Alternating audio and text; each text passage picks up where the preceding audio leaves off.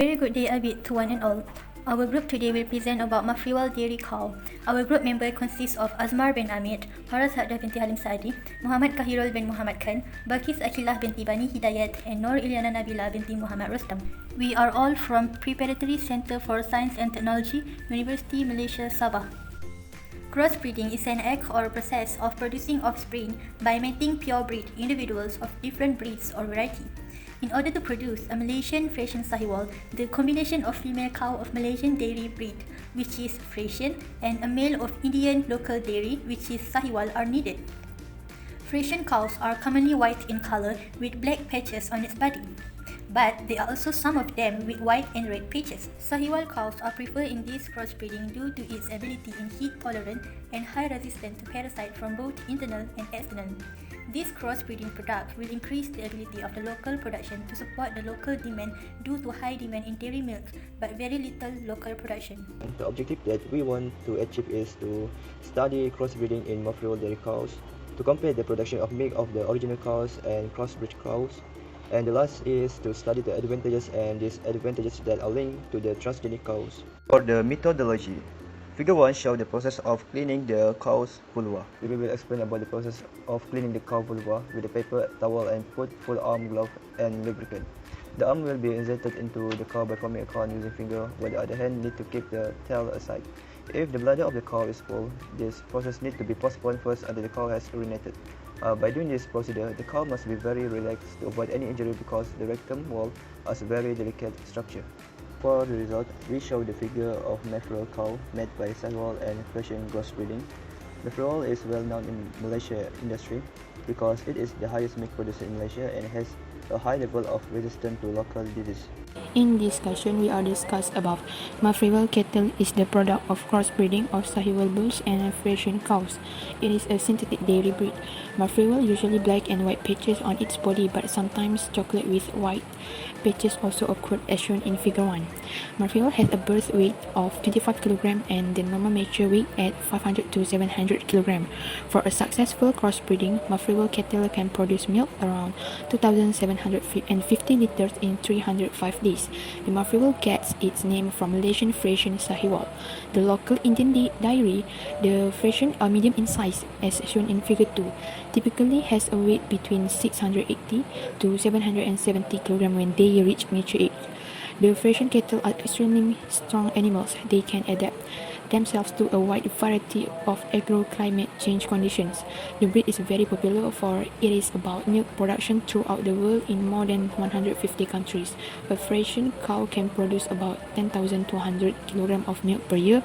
Moving to the Sahiwal cattle, it is considered as one of the best milk cattle breeds of India. Average milk production of Sahiwal around 2,325 kilograms.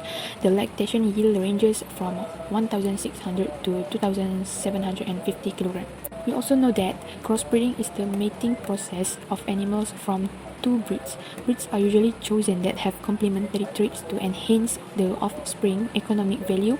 Mafriwal cattle is an example of crossbreeding. Artificial insemination is the process to crossbreed the genetics between Sahiwal bulls and Friesian cows to produce Mafriwal cows. Malaysia first using artificial insemination using deep frozen semen from ampules was in 1963. The semen that had been used was from Holstein bulls and was used to inseminate local Indian dairy and Kedah Kelantan crossbreed cows.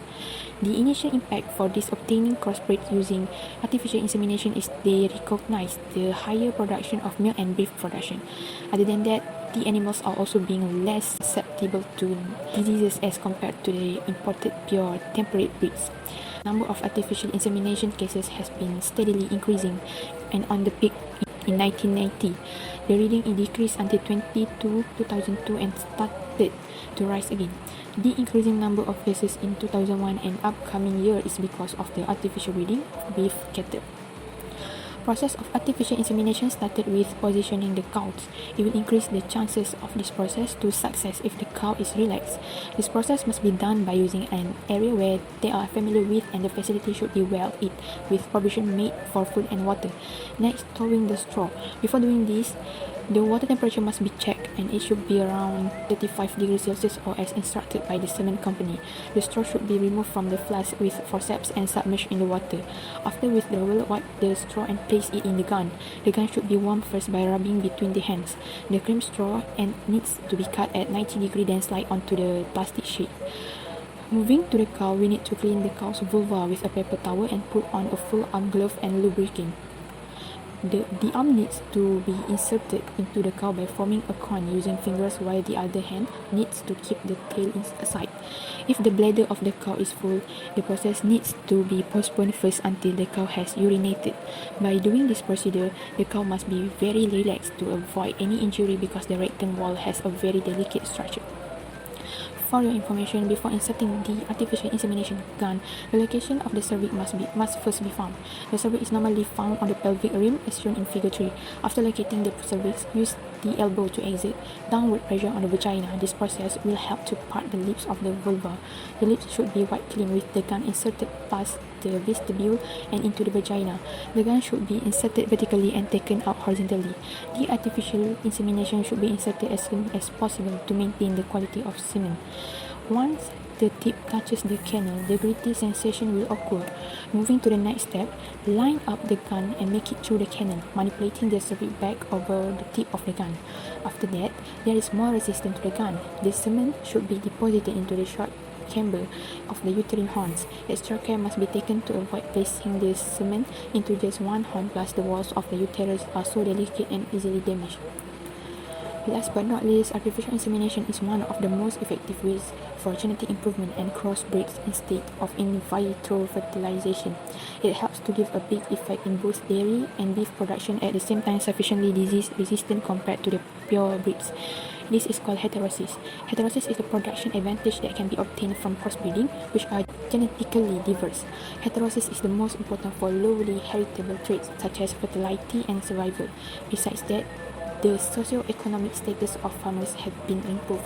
This is because the cost for handling artificial insemination is not that expensive compared to in vitro fertilization and very useful for breeding up to get a purebred animal that has low disease transmission risk and allows passive immunity. Aside from this, it also allows it to be bred at the base time for conception by reason that the semen can be stored either cool or frozen. Next, artificial insemination also extended the number of sires. This is shown by a huge difference between natural service and artificial insemination. By natural services, a bull can be bred up to 50 to 60 cows per year, while by doing this technique, thousands of cows can be sired in 1 year by one bull. So this Mafriwal cattle also have their own advantages and disadvantages during this crossbreeding. So one of the advantages is it can help to increase in dairy and beef production.